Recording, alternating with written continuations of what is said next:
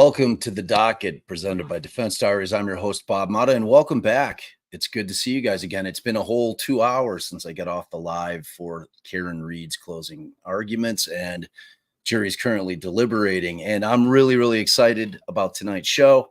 My friend Dan, who I'm going to bring on here in a minute, hit me up, I don't know, maybe about 2 weeks ago. He's like, hey, I've got a concept I think that you might like.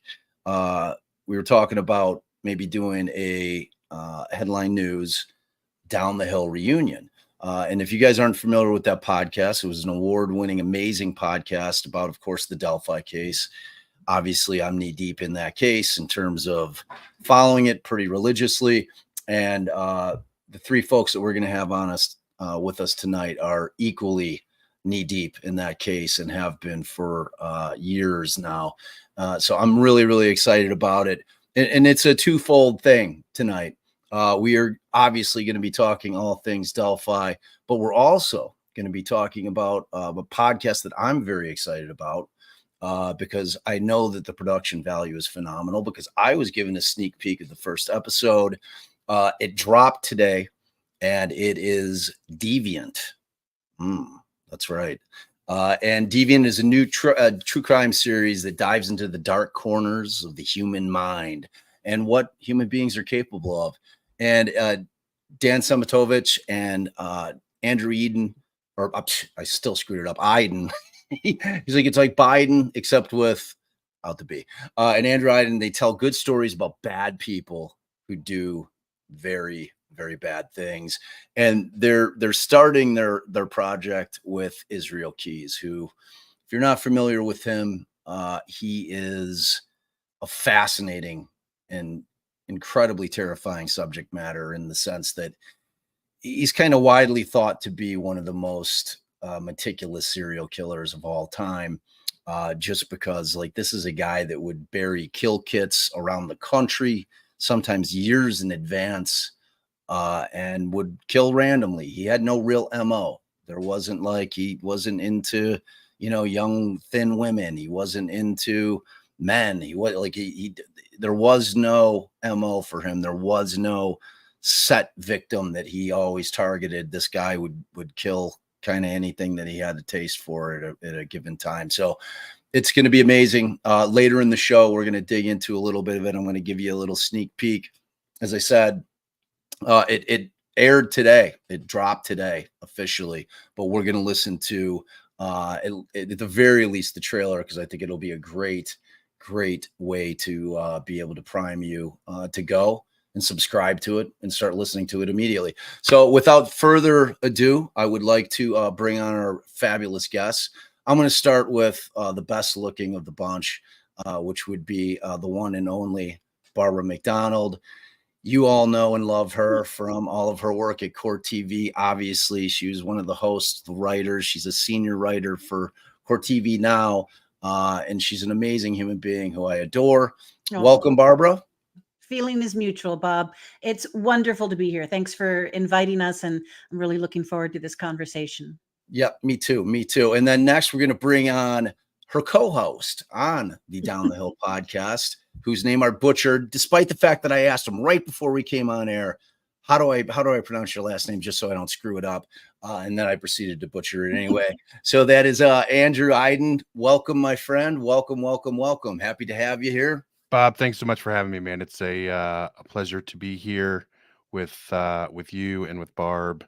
How you managed to butcher Iden, but you're not going to butcher Szematowicz. It's I don't know, man. Dude, it's one of those mysteries. It's a mystery. It's one of the great mysteries. It's good to be here, man. Thanks for having me. Oh, I'm very thankful you're here. And then finally, last but not least, the man in the middle, the guy behind it all, the man that I love, the man who saved me in Delphi when I had no winter jacket, and he so just graciously gave me his giant parka when I was going to go stand online in 30-degree, probably less 30-degree weather. Dan Szematowicz, what is up, my brother? How are you? To see you, Bob. And yeah, the price for Bob borrowing my coat was him learning how to say my last name. Exactly, and which I committed dividends. Yeah. Thanks for having us. Of course, man. So welcome y'all. So when's the last time you all kind of like reconvened and started chatting? It's been a minute, right? Yeah, the last time I think we were all together in person was at the Richard Allen arrest press conference back in 2022. Wow. Yeah. Yeah, we've chatted a few times over Zoom since then, but since we went sort of our separate ways career wise, it's been a while. This is the first time I think we really gathered together to really talk about this. Yeah. Yeah. It should be noted though, Bob, we do still have a text chain. Oh boy, the text chain never went away. Yeah, I mean, those always survive. Those, right. I mean, the frequency in which you hit that chain up probably becomes less and less frequent, but it's still always lives. It goes in waves. Every time there's a new ruling or something new pops on the docket, Barb, what the hell is this? Or, Yeah. Did you guys see this? Yeah, for sure. And all right, so I love our community here. I love, and they know how much I love them. I'm just going to warn everybody. All right. We know, we all know, everybody on this panel knows how controversial Delphi is. So I'm just going to remind everybody, mind your P's and Q's. The mods are on it. You can agree, you can disagree, you can have thoughts as long as you're civil. The second that you start attacking anybody, any one of my guests, I'm just telling you, you're booted, and you don't have to wonder why, because I'm telling you, just be cool. Like, if you have thoughts, use your words and We can type all out a disagree nice question. respectfully. That's the bottom line. Like, we're all grown-ups here. We're all, classy people in theory. So let's prove it tonight, and let's have a good time. Let's have a great discussion, and maybe, who knows, maybe we're going to learn something new. I mean, y'all, these folks were in the thick of it when it mattered most in the beginning of this investigation. So we'll see how it plays out. We'll see how it plays out, but I'm really excited about it.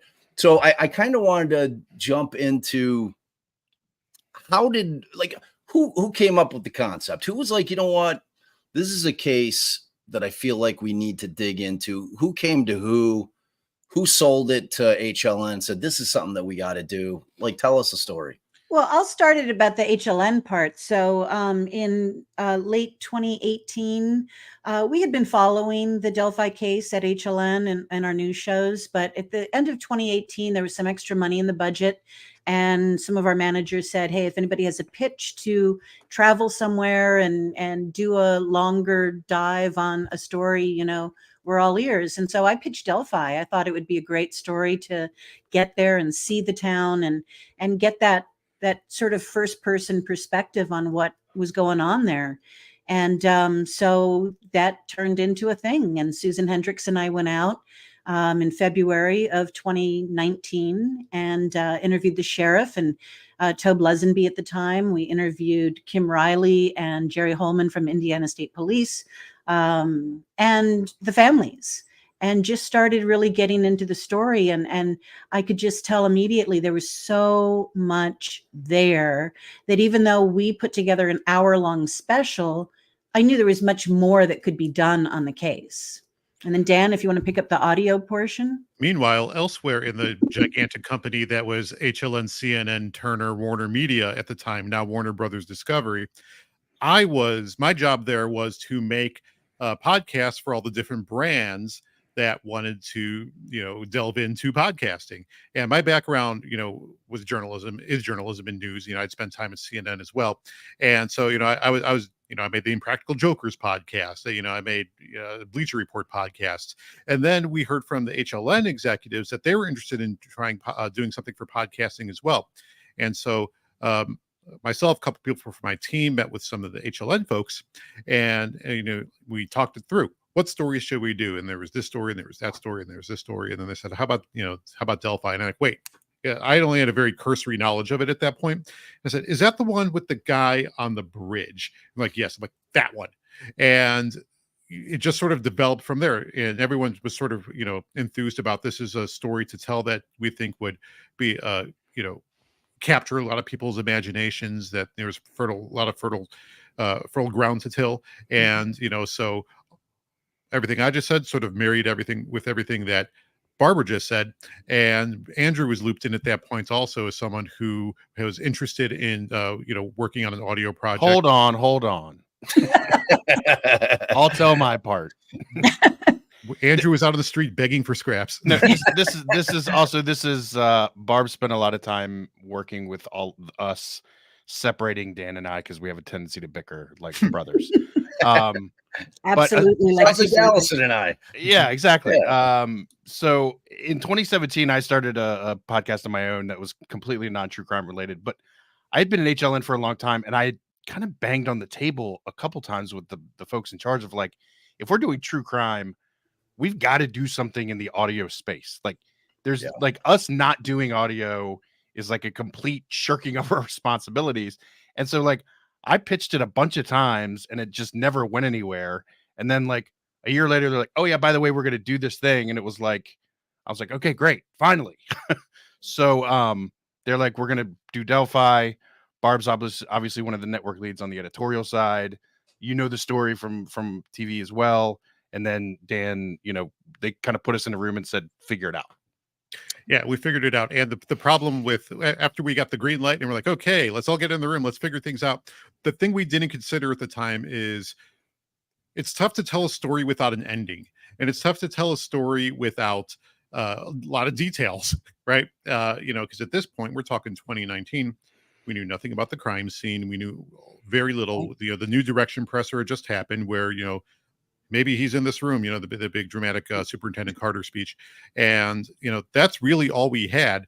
So we had to try to find, we may have reconsidered it had we thought it through that much, but we were in it to win it at this point. And, we're like, what's a story that we could tell that would actually be useful? So we just went to Delphi and just started talking to the people in the town and the families and the people who knew the girls and, the people who work, the law enforcement, first responders, the people who were connected firsthand to the story. If you can't tell the story of the crime, you just try to tell because you don't have the details. And while we were trying to work to get details at that point, police, and they still are very, very, as we know, reticent to say anything, right?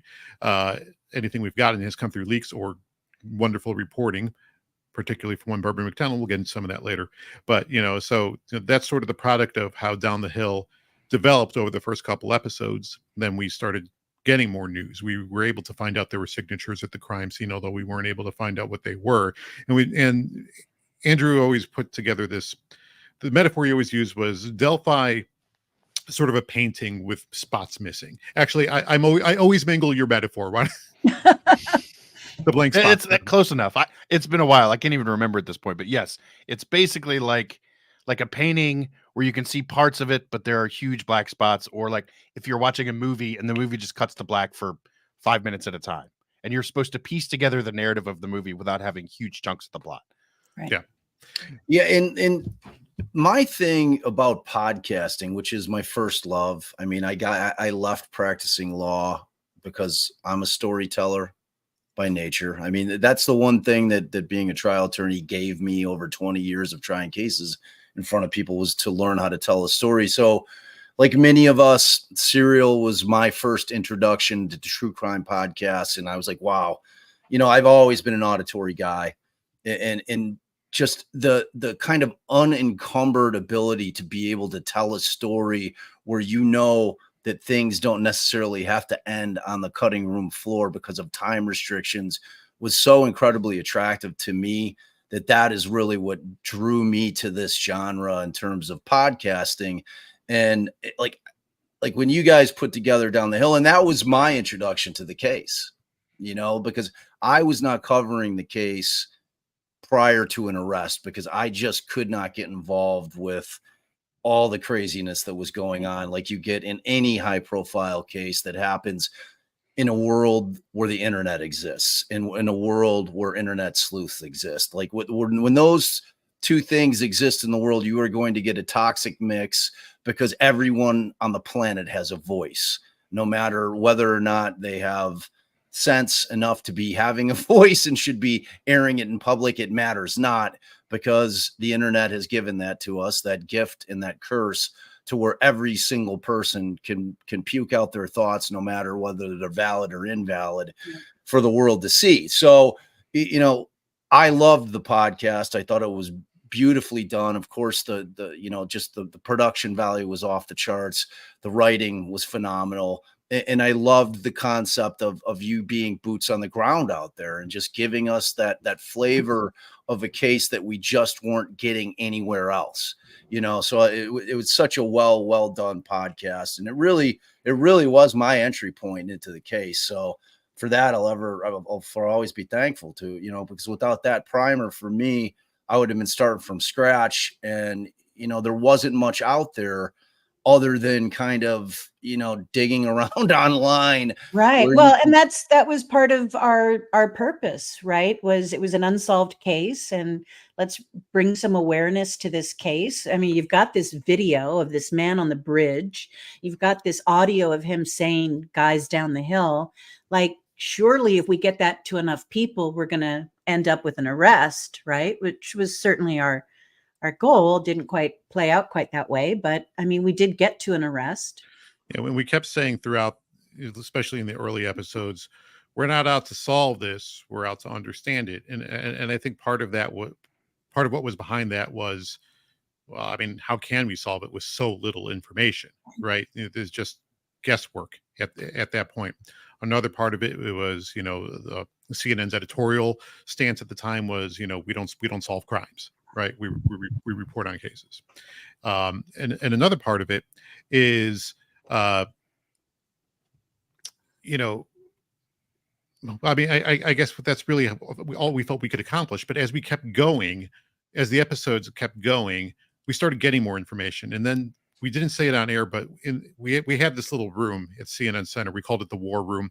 It was sort of this glassed-in fish bubble of a room with a whiteboard that we would do all our, you know, doodlings on about, you know, theories and whatnot. You know, we start to think, maybe we can start to make more actual sense of this. Maybe we can put the pieces together in a way that's more useful. Than maybe it remains to be seen.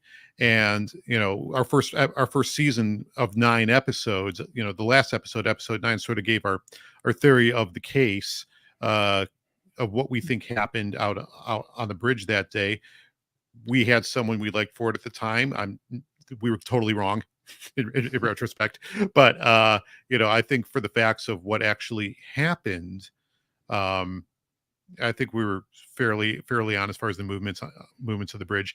Then we went away. We came back, you know, a few months later for an episode 10, and then we took even more time off, and then came back for episode 11 when the Richard Allen arrest happened. But the entire time between sort of those long periods of times, we were constantly trying to dig up new information, especially Barbara. You know, Barb never let go. I was given another assignment. Andrew was given another assignment, but we were never far away from this. But Barbara was really the lead on this. And we actually recorded an episode that never made air. I like that. And the vaulted episode, man. I guess we could tell the story and sort of the backstory of it, but I'll just say it was our Ron Logan episode. And that has sort of an interesting, this would have been an early late 21, right, Barb? Yes. When we did this? Yes. Yeah. Definitely wintertime, because it was freezing cold when I listened to it. Right. But Yeah. it actually started in August Right. of 21 when Barb had made a visit to Delphi. And I'll let Barb pick it up from there. It's your story to tell, and it's an amazing one. Well, you know, I don't know how deep you want to get into any of this, Bob. Deep. I want to get super, dude. I am a deep diver, Barb. You know that. So, like, as deep as you want to get. I was interested in talking with Ron Logan. Over the years, I had tried numerous times to talk with him. The first time I met him was my first. The Barb House. Mysteries. Right when shit's about to get real. You froze for 2 seconds. That's what a tease. Luckily, it was like it was like an attractive freeze. It Oh wasn't my one God. of those things where like I'm like looking Not like, yeah. Yeah. But anyway, so I had first met Ron Logan in 2019 when we were out there. He told me flat out, like, I don't like the media. I'm not interested in talking to the media. And that was sort of his position for a long time. Every time I would reach out to him and ask, can I at least come onto your property and look at the crime scene? You know, will you walk me down there? All that kind of stuff. And he was no, no, no, no. And then in 2020, when we were working on the documentary to accompany the podcast, I was with our director of photography and we were in Delphi. I think Drew had already headed home. And we thought, what the heck, let's just run by his house and knock on the door and see if he'll talk to us.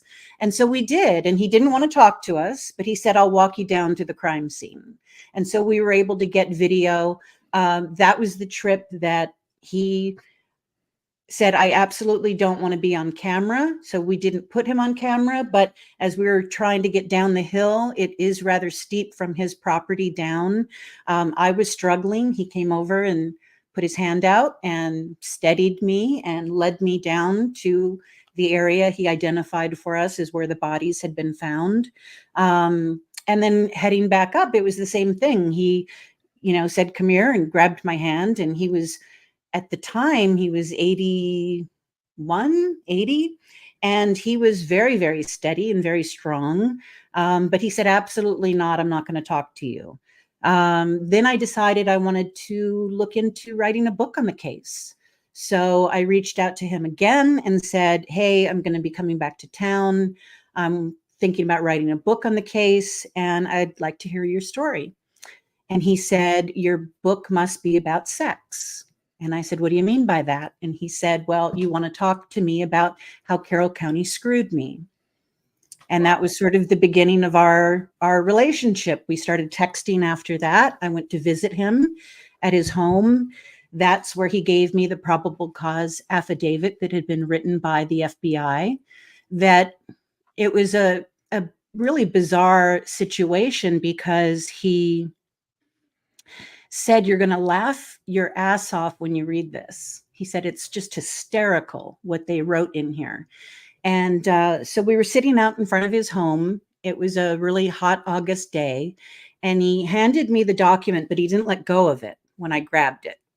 And he said, promise me that as you read this, you're going to call out all the funny things that you read so that we can laugh about it together. Wow. And if anybody's familiar with that document, it's not a particularly funny document. It spells out a lot of very what seemed like very valid reasons that the FBI had to believe that he was the killer and want to search his home and property. And so that began just a really unusual relationship with me talking to Ron on a regular basis for about 4.5 months about the case, about that document, about the lies that he told, about his relationship with Carroll County, his relationship with the families of the girls. And I definitely found that he wasn't a very truthful person. There was a lot that he lied about. And so I want to walk it back a little bit, kind of like for the bones of the profession of an investigative reporter, because I've always found that to be such a fascinating profession, because especially in a case like this, like you had to build relationships with anybody that you could, because the best way to be able to call information from people is by getting them to trust you as a human being. And, like that's how human beings are, and so you have this task where you're like, all right, I'm going into this because I'm gonna try to root something out. Like you want to try to root some information out that other people have not figured out. And the way that you do that is by creating these relationships. And like you've taken grief, like over the time that I've known you, and I always, like, if I become aware of it, I always come to your defense because it's fucking bullshit. Like you're a person that's just doing her job and always have been, and done it very well. And, and I just know how brutal this particular true crime community with the Delphi case can be, but like, how do you do that in terms of, because understanding, like, all right, I've kind of created a relationship with law enforcement. And then as we progress through this thing, and you're like, oh man, the same guys that, like I've formed like a somewhat of a bond with, and there's somewhat of a trust between the two of us. And now I feel like I need to kind of say something derogatory. Like, how do you handle that kind of stuff? If like, especially when we fast forward to when the arrest is made, and everything starts kind of like coming together, and you're having to think back on all these relationships that you have with people, and they're tender, and you don't want to burn bridges because those are sources. You know what I mean? How do you not only that, but I pride myself on being a very honest person and being very upfront with people, and being honest about what I'm doing and what I'm seeking. And yeah, a lot of the criticism has been really difficult. I've been accused of a lot of really crazy things that, like you said, I'm just doing my job. And, I think in not only with Delphi, but we see it a lot with Karen Reed, right? Which you've been covering a lot of. People take opposing sides, either she's innocent or she's guilty, and they're so entrenched in that belief that there's no room for a conversation about it. And for a lot of them, they start losing the respect that other people can see things differently. And it's so amazing, like watching the Karen Reed case from afar. I haven't dived into that the way you have. But to see how people are just criticizing people for just reporting, like, this document says this, and people jump all like, no, literally, this document says this. I'm a glutton. Yeah. And it's the same shit that I've taken on Delphi, wherever, and it's like, like, I've taken the same beating. I've had podcasts where they're putting out hit pieces on me saying that I'm literally a paid shill for the defense, when all I've ever done with that case is literally read the documents and be incredibly offended that this guy's constitutional rights are being shit on. That's been like my, you know what I mean? Like that's where I've been with this case. So I feel your pain. And you know what the thing about Karen Reed and Delphi, the similarity, the one thing that connects the connective tissue into what has created these two toxic environments is the fact that the defense teams for both of those defendants came out in full blast, put out their third-party culprit defenses for the world to read. And it doesn't happen in cases. It does not happen in cases. I've been practicing a long time. I cannot remember a detailed filing by defense teams where they're laying out their entire theory of the case.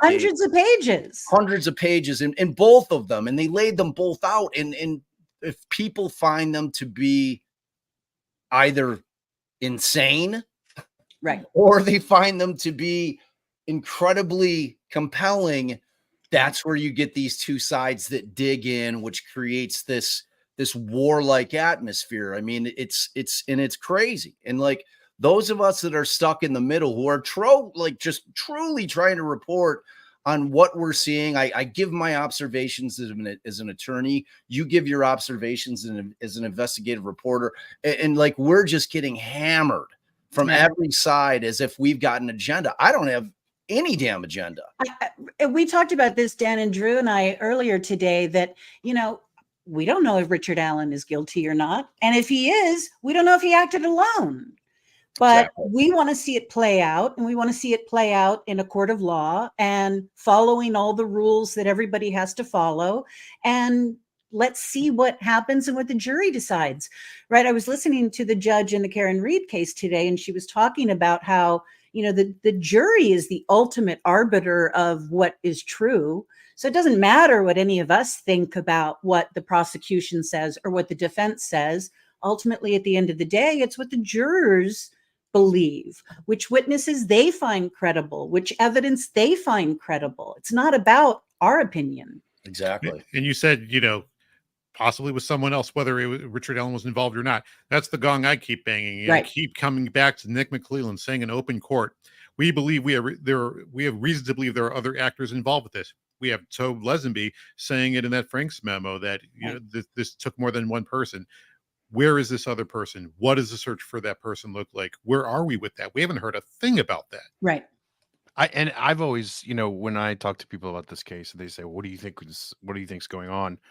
And it's sort of couching it, but it's genuinely the way I feel, which is the full story of what happened to those girls does not begin and end with Richard Allen, Right. even if he is guilty. Like it is the tip of the iceberg. I don't know what the rest of the iceberg is, but there is something else to be said. And like Dan said, I mean, Nick McClelland said it in court. Tobe Lesenby said it in the affidavit. It's like, there's something else here. We've got to get to what that other part is, though.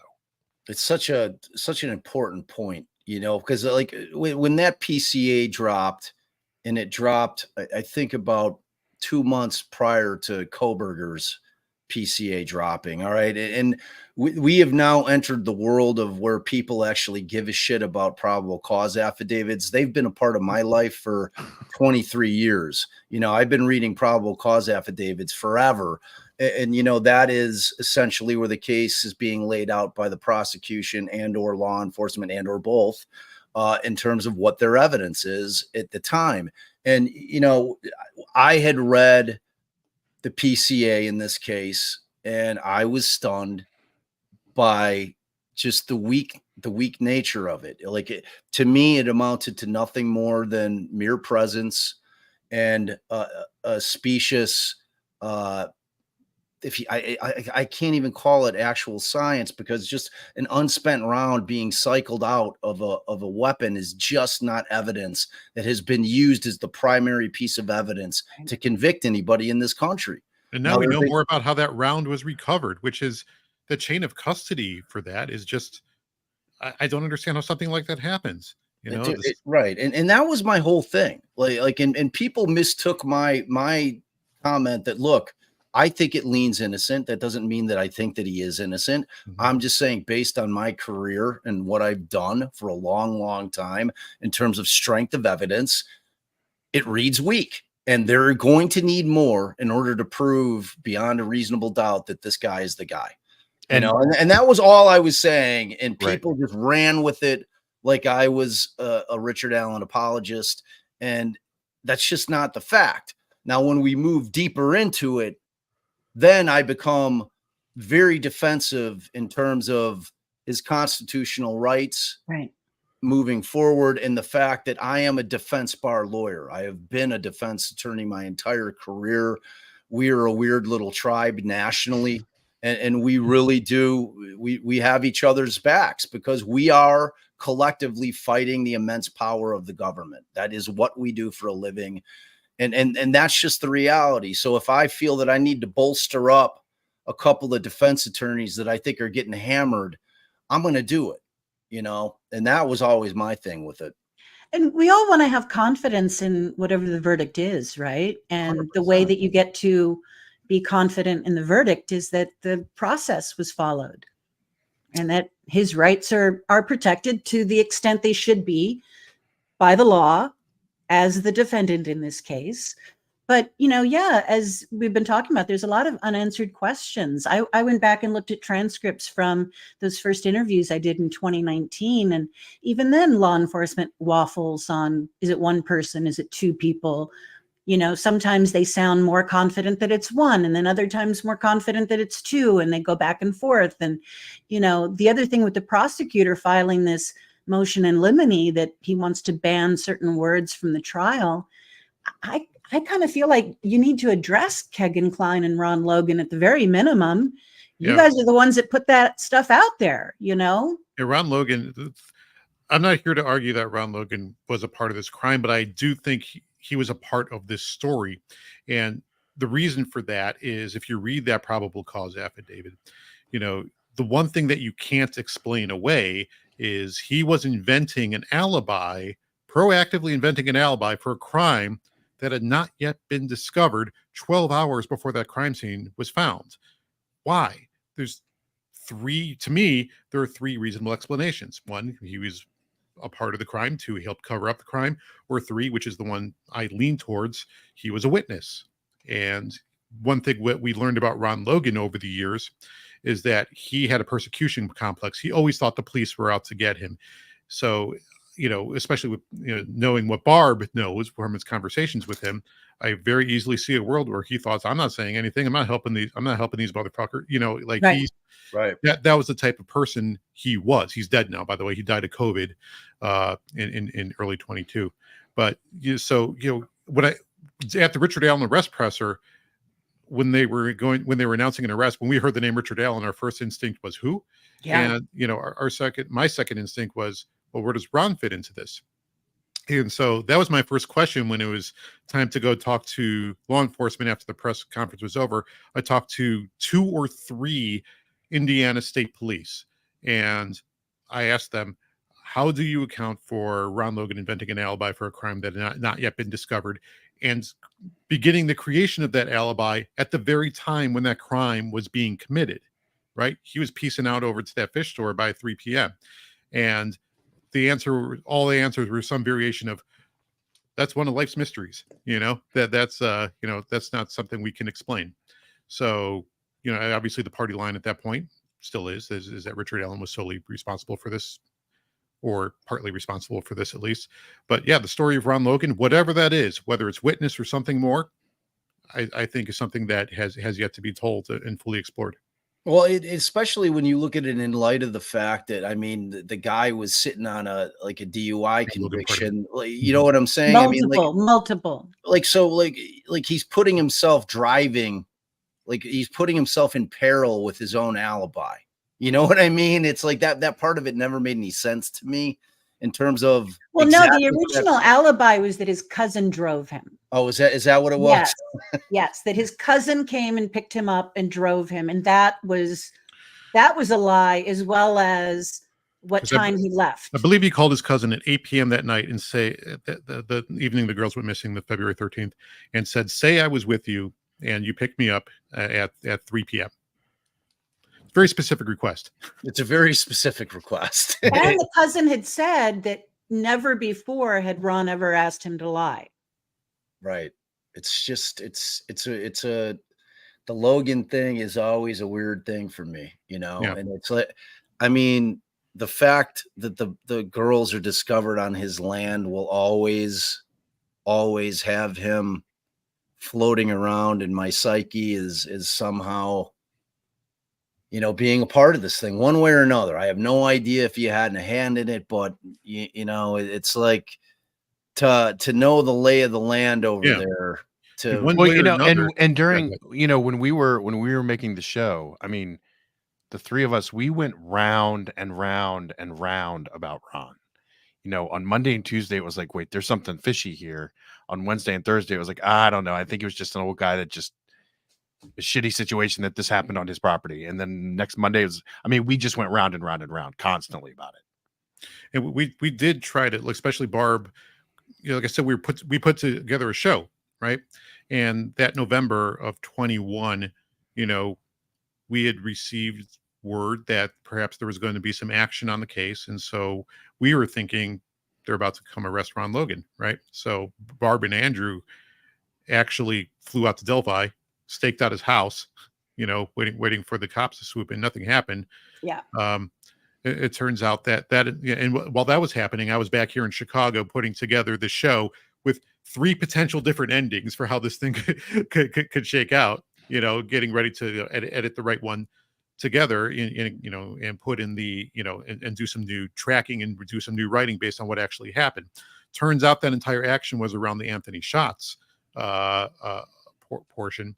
But yeah, in the entire time of that, we were trying to get the Unified Command to tell us, give us some comments about Ron. And, Barb finally pried something out of him, in early 22 when we were trying to, find a way to air this reporting. Because at that time, again, no one knew who Richard Allen was. He was on no one's radar, right. Not even law enforcement's radar at this point, right? So, we had the Kegan Kleins of the world. We had the Ron, these were the names floating out there. And so we were trying to get some kind of response. Well, and one of the reasons we didn't report a lot about Ron Logan, he's barely mentioned in the podcast, is because CNN, we were all employees of HLN and CNN at the time, and they had a rule, it was a standard that they required of their reporters, that you not talk about people who are not named a suspect as if they are a suspect. And so even though Ron Logan eventually spoke to me voluntarily many, many, many times, and he believed he was a suspect, and we had this probable cause saying that at least in April of 2017 they believed he was the killer of the girls, that wasn't enough for us to be able to focus an episode on him or really to include him much in the podcast. Yeah, a little behind the scenes action. And law enforcement knows how to play this game, especially with, I consider that, CNN to be, as frustrating as it was to not get that episode out, it's a great editorial establishment. It's conservative on the editorial side. It's there to protect us, the organization, the news gathering, the reputation, right? And so the standard is the police must say he is a suspect, use those words, or a person of interest, use those words. If they don't, you can't call the person that. And, that police know that when it comes to CNN, at least. Right. But, after pressing, was it Jerry Holman? Yes. So I ultimately had a conversation after Ron's passing that started with Superintendent Carter. He said, I'll have you talk to Jerry Holman. And I said, just like, what's the deal with Ron? Like, just say, if he's not the guy, like, just tell me, like, he's not the guy. And he's like, he absolutely is somebody who, I'm forgetting blanking on the words. I just used them earlier. And continues to be, or always will be somebody who could have done this. Yeah. Right. And, after Richard Allen was arrested, Superintendent Carter was asked at that press conference, so does this clear Ron Logan? And he said, no, it not only doesn't clear Ron, doesn't clear anybody else.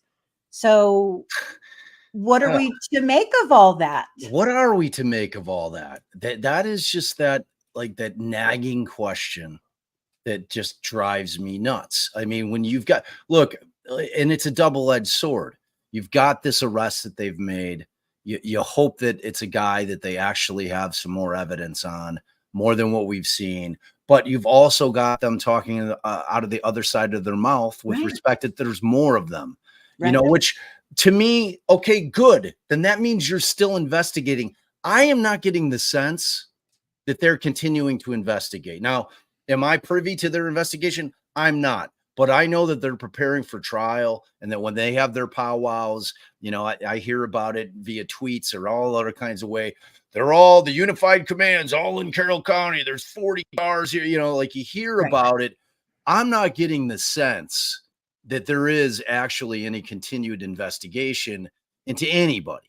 That's the sense that I'm getting. And the fear is that if Richard Allen turns out to be not the guy, and the state just can't meet their burden. And look, at this point, we have God knows how many confessions by Allen. The defense is going to challenge those because of the conditions of his incarceration are barbaric. They just are. Like, I get it that he's a pretrial detainee. People are like, good, I don't give a shit. He's a child killer. Why? He's not any of those things until he's convicted. Right. That is. Couldn't agree more, man. Couldn't agree more. Absolutely.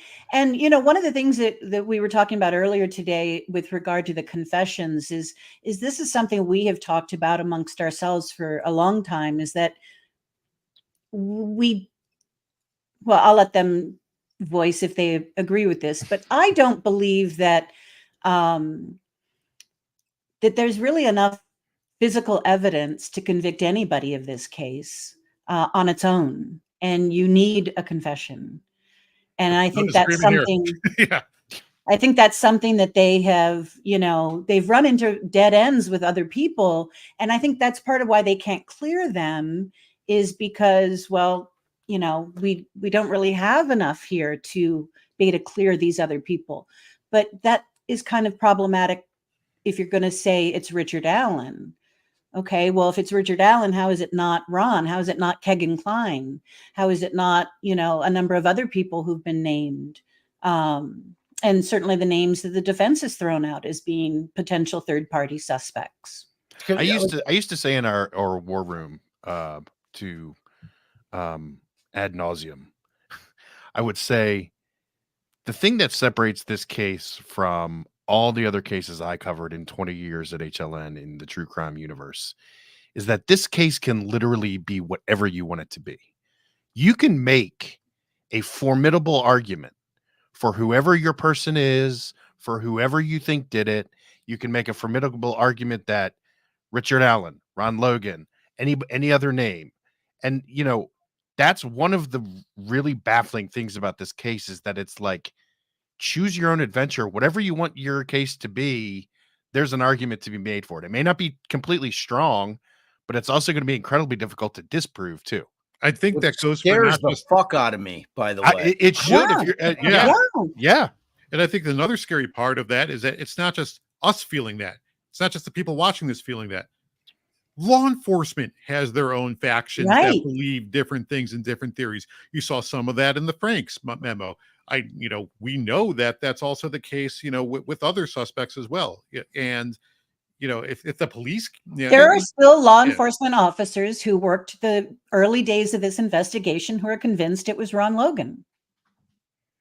There's a camp that believes it's the Odinists. There's a camp that believes that it's somebody else, There's a camp that believes or wants it to be Richard Allen. Right. Yeah, there's camps for all of them, and my thing is when we look at the state of where Allen's at right now, and we look at where the evidence that has been presented to us through pleadings is right now, when confessions become their strongest evidence, which is apparent to me by far their strongest evidence at this point, that scares the hell out of me. Because when you look at it in conjunction with the fact that we have a pretrial detainee who is supposed to be housed in a county jail, who defense counsel came in and said, we can house him in Cass County. We've got the Cass County said, look, we don't want him, but we could take him, and the judge says, you know what? Nah, I'm good. I'm going to keep him in a prison with the worst of the worst. Hours away from his counsel and family. And everybody, like just completely cut off from everybody, like having no real human contact with anybody that would be any kind of semblance of a support system for this person. And, people that just refuse to accept that will absolutely destroy somebody's psyche, on top of the fact that he's 23 hours a day in segregation, is full of shit. Like, and I'll just flat out say it. Well, and also, Bob, I mean, for the people that think that, I would urge them to think for a second, what if this was your brother, your husband, your son? Like, if he did this, then he, by every stretch of the imagination, he deserves every penalty that's given to him. 100%. But the man also deserves the rights that he's afforded. And if it was your son, your husband, your brother, whoever, you sure as shit wouldn't think that. And that that stuff gets me worked up. It really does. Me too, obviously. And it's not fair to Andrew. It's not fair to Abby and Libby either to convict the wrong person. So, in order for them to get justice, we need to get the right guy behind bars. And maybe that guy is Richard Allen. Maybe he is. And maybe when we get to trial, the prosecution's going to come in and lay some stuff down that we haven't heard or seen. And we're going to be like, oh, wow, okay. Actually, this is a question I have for you, Bob. And everything that we know about the case against Richard Allen comes from, the filings, the improbable cause, and the things we've seen. How much if it's just from a trial strategy, I don't know if this is, how much could they be holding back? Like, do they have to put everything in the PC, or can it be they hold surprises for trial? No, and you would not believe the epic debates that I had on Twitter regarding probable cause affidavits, where people that have never tried a case in their entire life, and I try not to be that prick on Twitter. Like, shut the fuck up talking to me. You haven't tried it. You never walked, into a courtroom the day in your life. Like, how are you questioning me? Like, the reality is that most PCAs in a case like this are written by a prosecutor, not a cop. So I can guarantee you, Nick McClellan wrote that PCA. Now, does that mean that Liggett wasn't in the room? Yeah, well, I mean, the lawyers understand what they need to meet in terms of burdens in order to say, okay, this is what I need for probable cause to get a warrant. They're not going to leave that to a cop in a high profile case. The lawyers have gone to law school. Believe it or not, cops don't know jack shit about the practice of law. They don't understand that their job is to enforce it. Okay. With the lawyers then go in and try to figure out, okay, well, look, do we have the right guy or do we not have the right guy? We're handling the judicial side of it. So they're going to put their best foot forward, meaning that they're going to put the strongest evidence in there.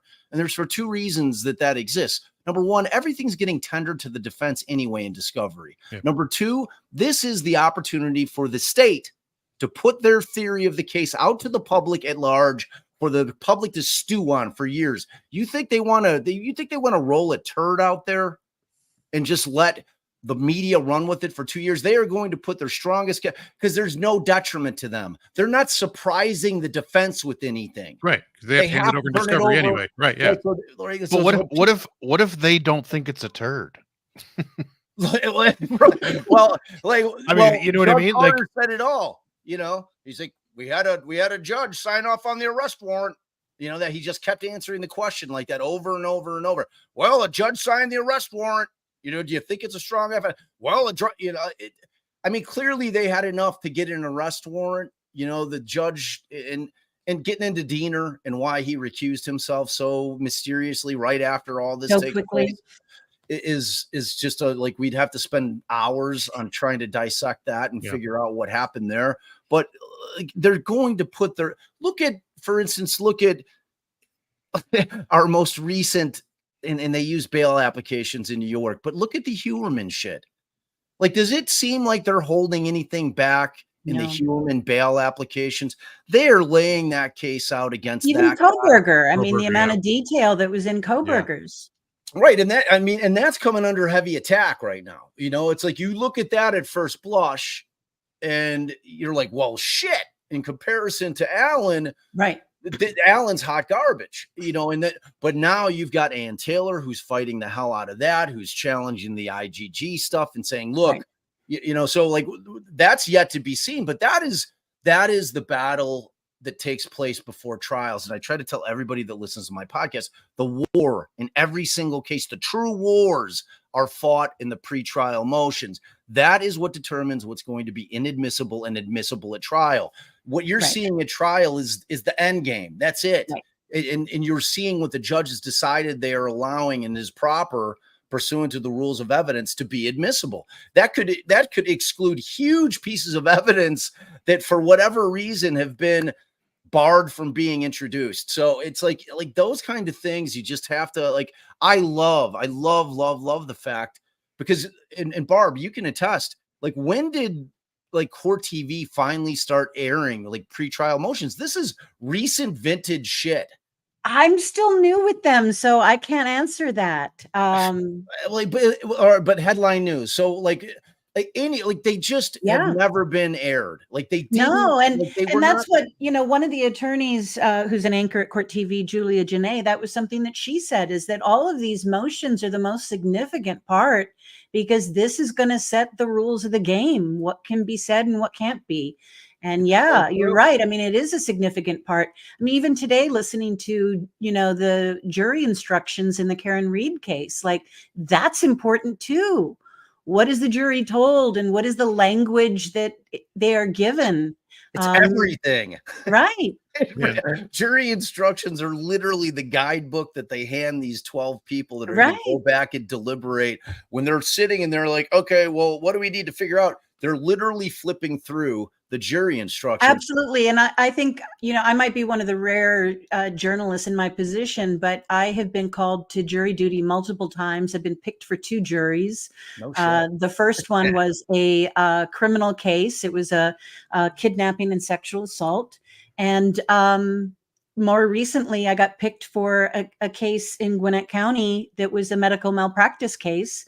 And I was the foreperson on that one. So, both times just gave me such valuable information about how juries think and how they approach the task. And I know a lot of people bitch and complain about getting called for jury duty, but I mean, I really do believe it's our civic duty. Like, we owe that to people, because you don't want people who are pissed off about coming to jury duty if you're the one on trial, right? And it's such God, a I process. feel like wrapping you in a big constitutional blanket. I was about to say, though. It's so true. I was about to No, but say, it's- if there is it's one person, fascinating. if there It is one person on this earth who should be the foreperson for a jury, it is Barbara McDonald, without question. I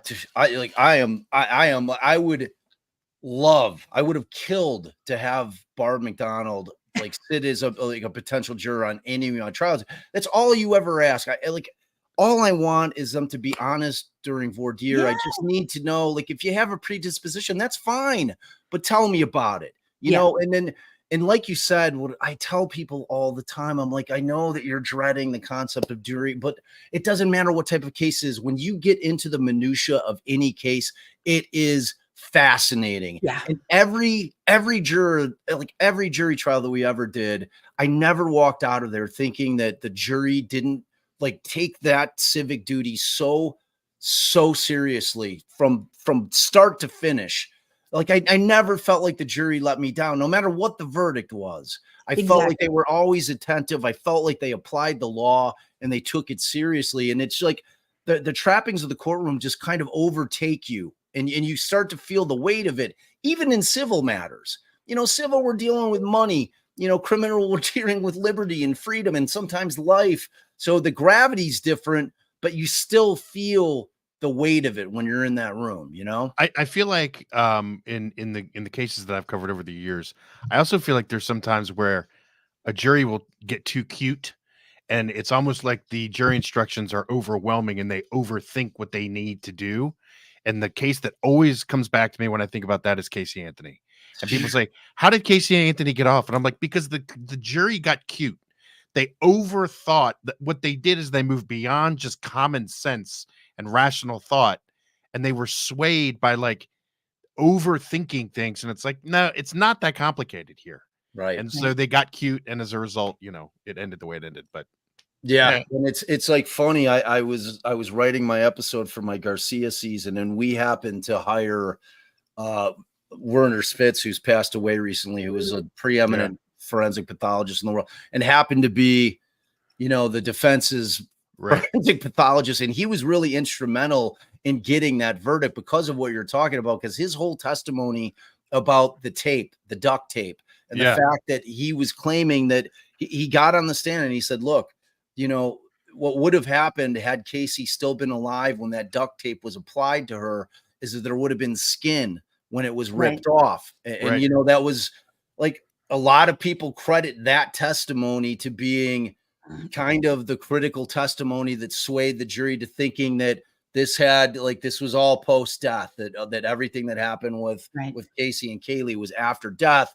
Right. Like I happen to think differently on that case, just because of a lot of shit. But again, that's one of those cases that'll always kind of be out there. And I tell people all the time that the fact of the matter is it's very rare, despite whatever the verdict is, that these cases don't live in the gray. Like cases that are circumstantial, which is a vast majority of cases, are always going to live in the gray because it's just not a black and white situation. Right. It's one of those things where like, I'm always on the fence with shit. Always. Like I'll be on the fence. Like, I sat through 30 days of Karen Reed. I'm on the fence. I mean, do I see a world still? Like I've heard all the evidence now.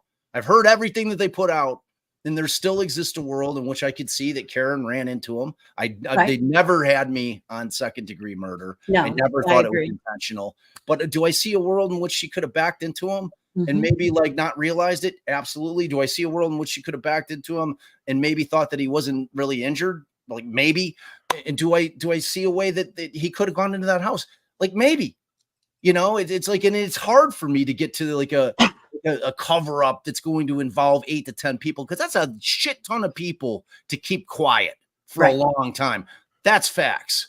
Right. You know, like that is facts. It's like it's not the task that he had gone in and that something may have happened. That's the easy part. The hard part for me to wrap my mind around is all of them keeping quiet in perpetuity, and to sit there and watch a woman go down potentially for something that she didn't do. Well, and the keeping quiet is an issue in Delphi too. Yeah. If Richard Allen didn't act alone, why not come forward and say, hey, get me out of this place I'm in. I'll fess up about whoever else was there, or who planned it with me, or who helped me after the fact, whatever the situation is. You know, I mean, there's so many unanswered questions. And if Richard Allen isn't the person who did it, and there are multiple people out there who did, you know, it's almost a mutual destruction pact, you know, for anybody to say anything. You know, if you say one thing, it's almost like to drop a dime on someone in that case, you're almost incriminating yourself at the same time. So, you know, there's no incentive to do it. No reward's going to do it, you know, because you're going to jail too. Oh God. And look, like Barbara, especially, I am sure that your DMs look a lot like mine. And my DMs that I just want to close it all up and say, I'm never getting on social media ever again. Barb, that was a world-class eye roll. Oh man. That was 5 stars, no notes. Well, and you know, what's so, I guess, frustrating about it is, you know, I want to tell good stories. I want to give some perspective. I want to help people understand what happened here. And I'm not playing games, and I'm not out to support anybody for any reason other than I believe what they're saying or what the documents say. And sometimes that leans towards the prosecution, and sometimes that leans towards the defense, and sometimes it leans somewhere in the middle where I'm not sure, as you said, Bob, if anybody's even there anymore in the middle. But, you know, there's a lot we still need to know about what happened. And maybe when we get to Richard Allen's trial, we're going to get the rest of that story, and we'll come away from that trial going, okay, we know what happened. This is what happened, and this is who did it.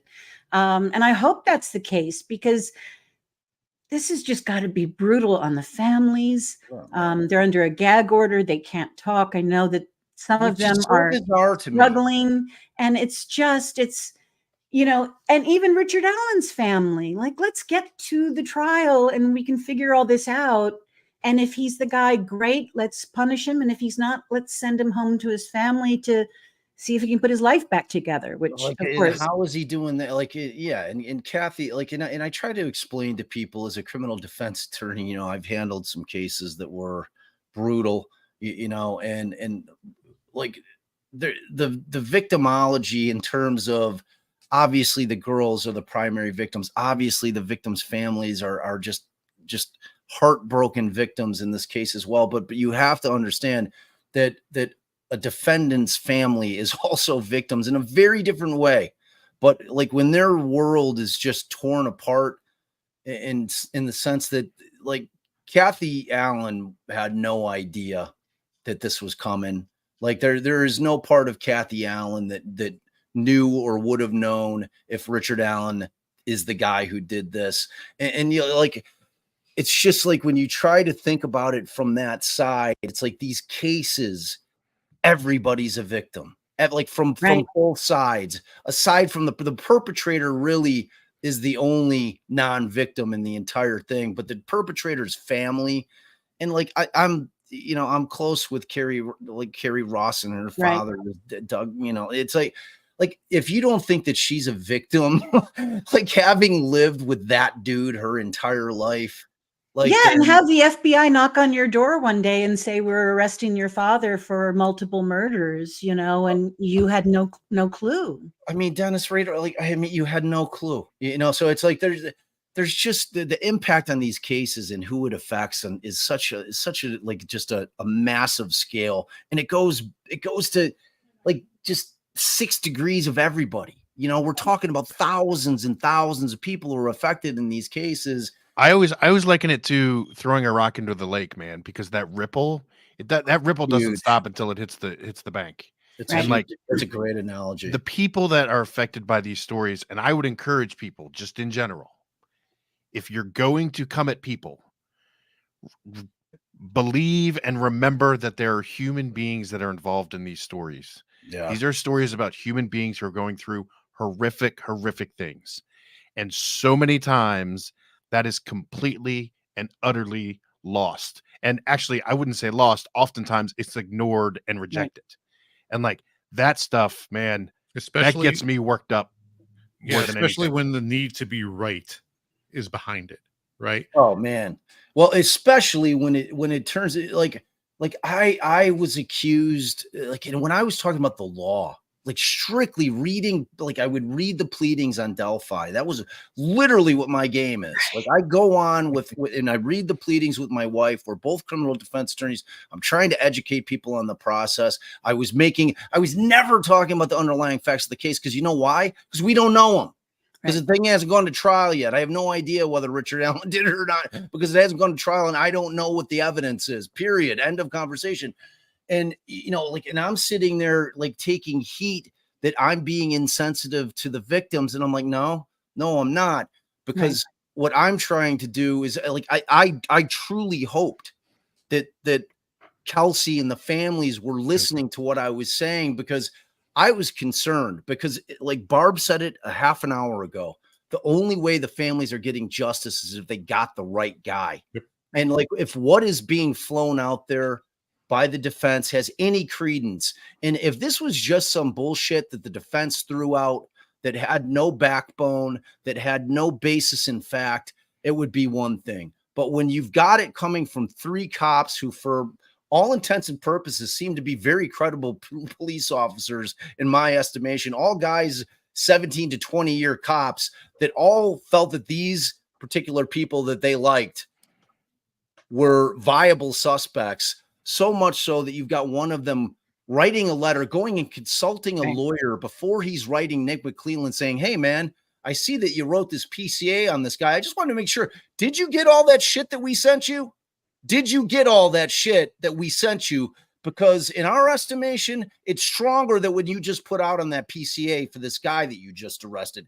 If I'm a family member, that's giving me pause. If and these family members put all, I've seen it from the inside. I have seen it from the inside. I deal with prosecutors. I deal with the cops. These families put every ounce of their faith into the cops and into that prosecutor when they sit them down and they say, we got him.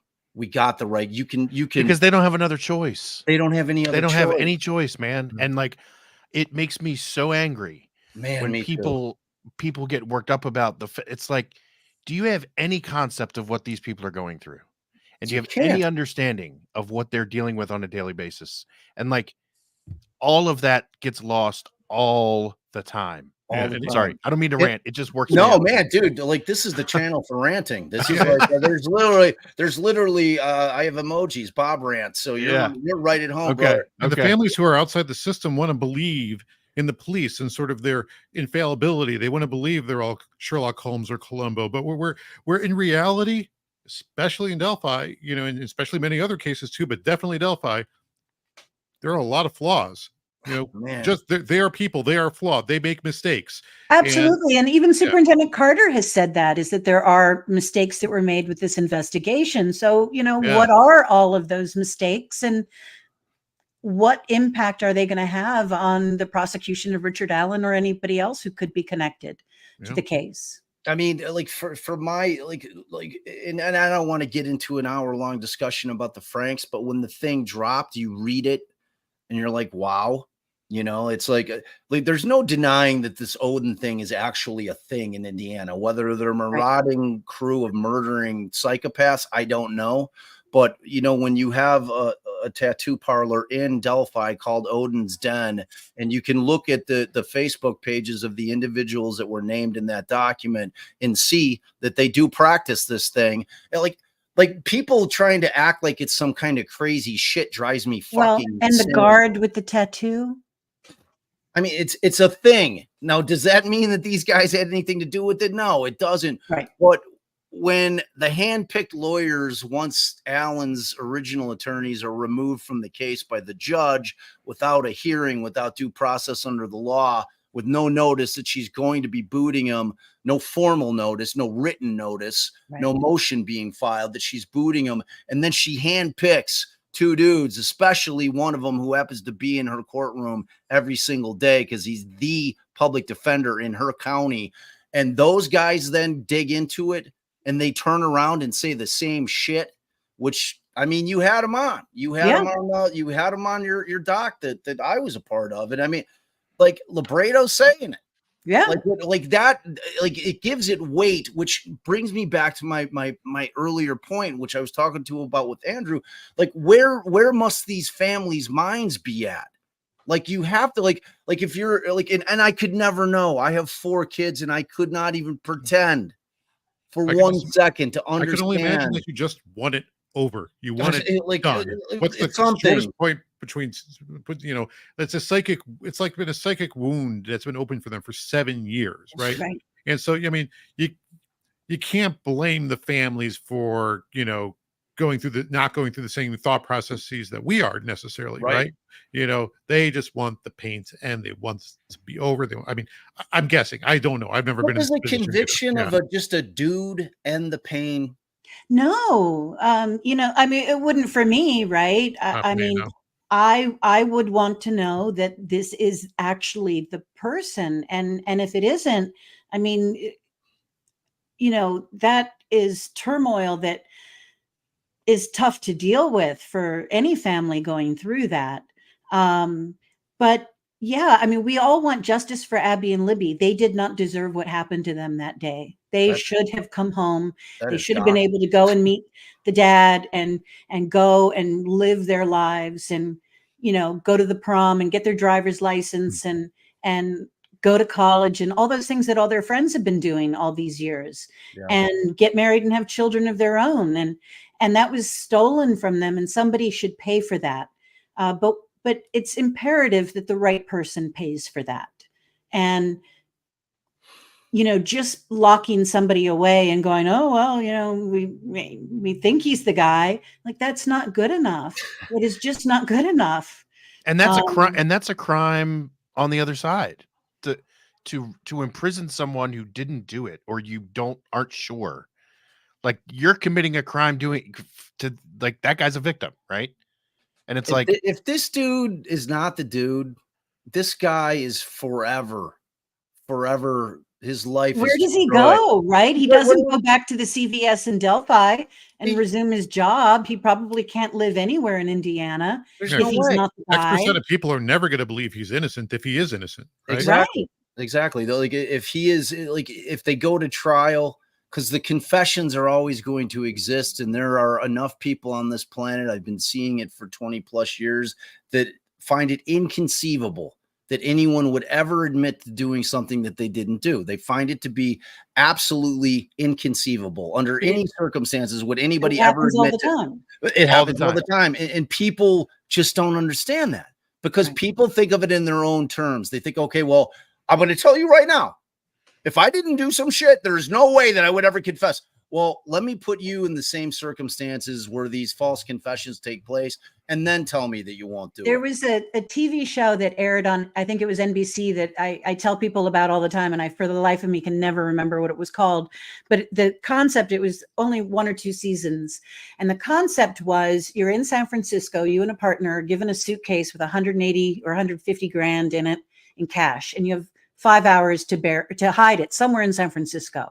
And then you get picked up by these retired homicide detectives, and they take you to a real old jail that they have set up for the filming of this show. And you are booked and you are put into the jail jumpsuit and treated exactly like you're in custody. And then you're interrogated, and you have 48 hours to survive the interrogation.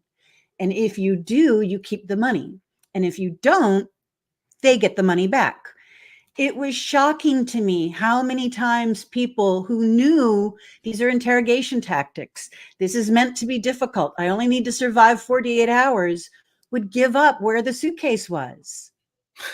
Like it Maybe- happened all the time But because they guess wanted to weren't get allowed out of say that lawyer, pain, right? that discomfort. It's like, Yeah. yeah, I don't know. It's, and look, Allison and I say it all the time. It's like we have to, like, as far as whatever he said, we obviously have to hear it, Right. and like that'll come Context out is of everything trial. here. Yeah. Context is everything. It's the only thing that matters with respect to, like, if there's a bunch of confessions where he's giving facts that don't line up with what happened to the girls, and Right. obviously, they're for shit. Like the one that they put out where he's talking about I shot the girls, we know that's for shit. Right. So it's like if we know that he's saying, oh, I sexually molested the girls, and we know that scientifically they showed through the autopsy that the girls were not molested sexually, then we know they're for shit. Yep. So but it's like until we hear them, I have no idea, Right. and it's the case. But I mean, the one thing stands, the proposition that we all agree on 100% is if he's the guy, I hope he goes down, and I hope they got Right. the evidence on it, and if there's other people that help him, I hope that law enforcement's continuing to investigate it.